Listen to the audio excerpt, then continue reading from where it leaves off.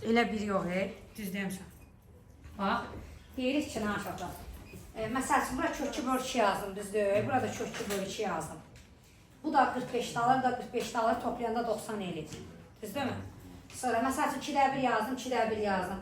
Bu 30 dolar, bu 60 dolar toplayanda yenə 90 eləyir. Məsəl üçün kök 3 bölü 2 yazdım, kök 3 bölü 2 yazdım. Bu 30, 60 da alacaq, bu 30 da toplayanda 90 eləyir. Yekunda bu ikisinin cəminin cavabı həmişə nədir? 90. Ona görə cavabı yazdım mı 90. İndi davamına baxsına. Bunun qiymətlər oblası nədən ibarətdir? Mənfi 1-dən 1 daha. Məsəl üçün, sən bura qiymət yazıb dərəcə çıxartmayırsan, düzdürmü? Bura mən mənfi 1-dən 1 yaza bilirəm ancaq, düzdürmü? Həmən aralıqdan da ən kiçik qiymət istədiyinə görə bura yaza biləcəyim ən kiçik cavab lazımdır bana. Mən də deyirəm ki, tangens o mənfi 1 arasından ən balaca ala biləcəyi cavab mənfi 1-dir. Mənfi 1-i də alır nədə?